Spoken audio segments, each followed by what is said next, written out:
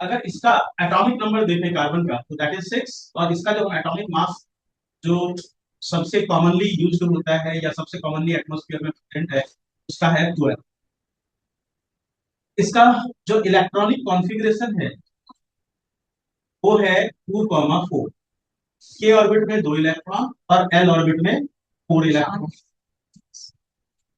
अब इस L orbit में 4 इलेक्ट्रॉन हैं, तो इस ऑर्बिट को कंप्लीट करने के लिए कोई भी एटम कोई भी एटम रिएक्शन में पार्टिसिपेट करेगा ना अपनी आउटर मोस्ट ऑर्बिट को कंप्लीट करने के लिए। yes. अपनी ऑक्टेट को कंप्लीट करने के लिए या डुएट को कंप्लीट करने के लिए रिएक्शन में पार्टिसिपेट करेगा, तो ये एटम भी रिएक्शन में पार्टिसिपेट करेगा।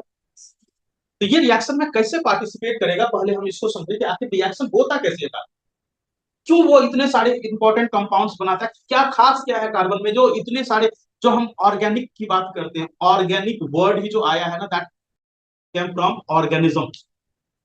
ऑर्गेनिज्म मतलब प्लांट या एनिमल। मतलब पहले तो ये कॉन्सेप्ट भी था, वर्जिलियस नाम के साइंटिस्ट ने ये एक थियरी भी दी थी, वाइटल फोर्स थियरी।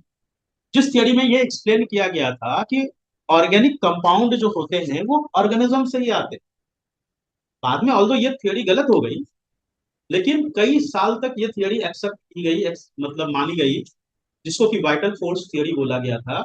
कि क्या बोला गया था कि कोई भी ऑर्गेनिक कंपाउंड जो है that comes from organism, either plant और animal, it can not be produced in the laboratory. ऐसा थियरी माना गया, जिसको वाइटल फोर्स थियरी बोलते हैं। लेकिन बाद में इस थियरी में प्रॉब्लम आई, मतलब इस थियरी प्रॉब्लम क्या, मतलब वहां पे जो है नए ऑर्गेनिक कंपाउंड को लेबोरेटरी में बनाया गया। जैसे यूरिया को लेबोरेटरी में सबसे पहले बनाया था वोलर नाम के साइंटिस्ट। तो फिर उसके बाद ये थियरी खत्म कि ऑर्गेनिक कंपाउंड सिर्फ ऑर्गेनिज्म की बॉडी में अंदर के ही अंदर बन सकते हैं, उसको प्रोड्यूस नहीं किया जा सकता, ये थियरी खत्म हो। अभी हम लोग जो समझने वाले हैं वो सबसे पहले यहाँ पे ये समझने वाले हैं कि कार्बन में ऐसा खास क्या है, ये इतने सारे अलग अलग तरह के कंपाउंड्स बनाते हैं, ये किसी भी लिविंग ऑर्गेनिज्म का बेस ऐसा आखिर है क्या।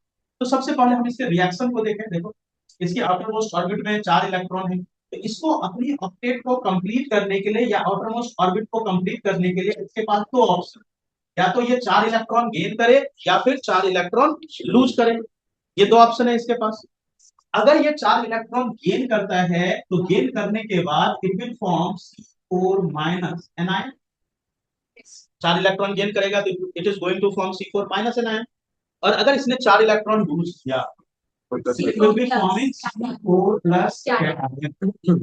तो हम लोग अब ये देखेंगे ये दोनों में से आखिर करेगा क्या, C4 - एनायन बनाएगा कि C4+ कैटायन बनाएगा। ठीक है, दोनों में से क्या करेगा, हम दोनों ही ऑप्शन को देखते हैं यहाँ पे कि आखिर होगा क्या इसमें का।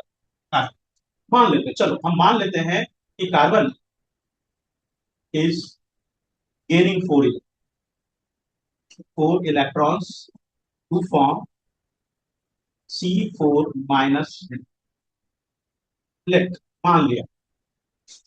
देखो किसी भी एटम की जो स्टेबिलिटी होती है वो डिसाइड कैसे होती है बच्चों। देखो कैसे डिसाइड, जैसे मान लो कार्बन की अगर हम बात करें तो कार्बन न्यूक्लियस में है 6 प्रोटॉन, जिसपे कि पॉजिटिव चार्ज है ना। आप सबको पता होगा कि जितना एटॉमिक नंबर होता है वही उसका पॉजिटिव चार्ज होता है, उतने ही नंबर ऑफ प्रोटॉन्स उसके पास होते हैं। तो कार्बन के एटॉमिक नंबर 6 होने के कारण इसमें प्रोटॉन का नंबर कितना होगा, 6 ही होगा ना। 6 हो गया इसके न्यूक्लियस में। इसकी पहली ऑर्बिट में हो गए 2 इलेक्ट्रॉन, ए ऑर्बिट में 2 इलेक्ट्रॉन हो गए, और दूसरी ऑर्बिट में हो गए इसके 4 electron.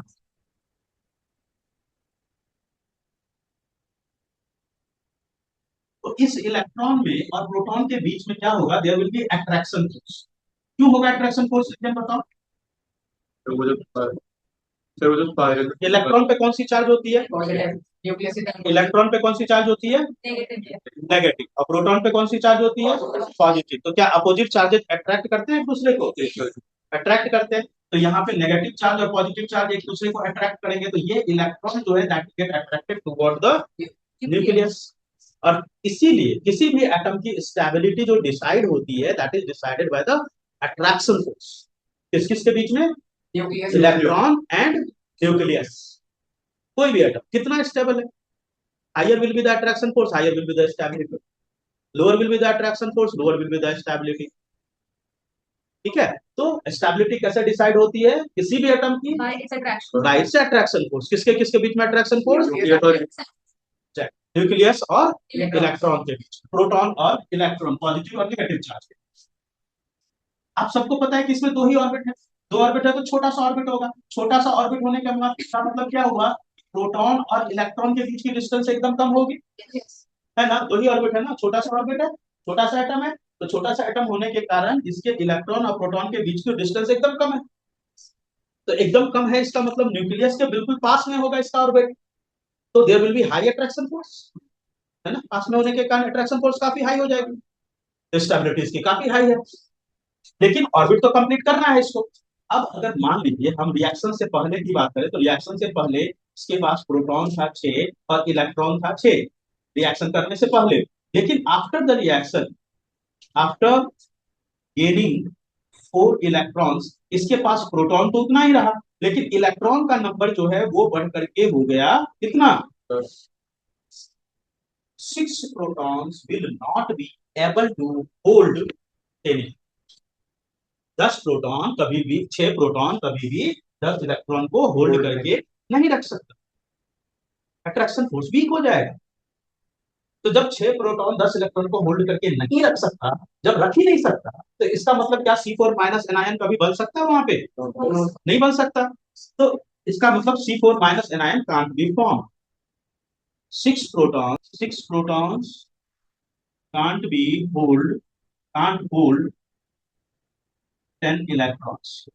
So C4 minus anion can't be, तो C4 माइनस एनायन नहीं बन सकता। चल, ये तो पता चल गया हमें C4 माइनस एनायन नहीं बन सकता। हम देखें कि क्या C4 प्लस कैटायन बन सकता है।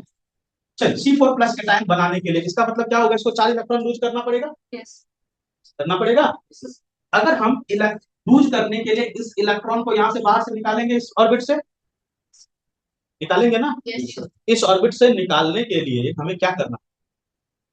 इस दोनों के बीच की फोर्स ऑफ अट्रैक्शन को ब्रेक करना पड़ेगा। किसके किसके फोर्स बीच की? न्यूक्लियस और इलेक्ट्रॉन के बीच की फोर्स ऑफ अट्रैक्शन को ब्रेक करना पड़ेगा। अगर हम यहां से इलेक्ट्रॉन निकालने की कोशिश करें तो हमें इस फोर्स ऑफ अट्रैक्शन को ब्रेक करना पड़ेगा। और आपको अभी मैंने बताया कि छोटा सा एटम है, इलेक्ट्रॉन और प्रोटॉन के बीच की डिस्टेंस काफी कम है, फोर्स ऑफ अट्रैक्शन काफी ज्यादा है। इसका मतलब यहां से इलेक्ट्रॉन निकालने के लिए हमें बहुत ज्यादा एनर्जी खर्च करनी पड़ेगी, करनी पड़ेगी। तो अगर मान लीजिए हमने एक इलेक्ट्रॉन निकाल भी दिया, निकाल दिया हमने एक इलेक्ट्रॉन, अब दूसरा इलेक्ट्रॉन निकालने की कोशिश करें तो अब क्या हो चुका? अब 6 प्रोटॉन के पास सिर्फ 5 इलेक्ट्रॉन बचे, फोर्स ऑफ अट्रैक्शन और बढ़ गई, और बढ़ गई। तो दूसरा इलेक्ट्रॉन निकालने की कोशिश करें और ज्यादा एनर्जी लगेगी। चलिए मान लेते हैं किसी तरह से हमने ये इलेक्ट्रॉन भी निकाल दिया, अब क्या होगा? तो 6 प्रोटॉन सिर्फ 4 इलेक्ट्रॉन, और ज्यादा एनर्जी बढ़ गई। तो यहां से कभी भी तीसरा इलेक्ट्रॉन निकलेगा? निकल ही नहीं सकता। किसी भी केमिकल रिएक्शन में इतनी एनर्जी नहीं होती कि वहां से चारों इलेक्ट्रॉन को निकाल सके। अब जब तक चारों इलेक्ट्रॉन निकलेगा नहीं तब तक तो इसका ऑर्बिट कंप्लीट नहीं हुआ, और जब तक चारों इलेक्ट्रॉन नहीं निकलेगा तब तक उसकी वैलेंसी कंप्लीट नहीं हुई। वैलेंसी कंप्लीट नहीं हुई इसका मतलब कभी भी कार्बन 4 इलेक्ट्रॉन डोनेट। समझ में आया ना? ये बना सकता है ना ये बना सकता है। तो carbon can't lose 4 electrons because it need very high amount of energy.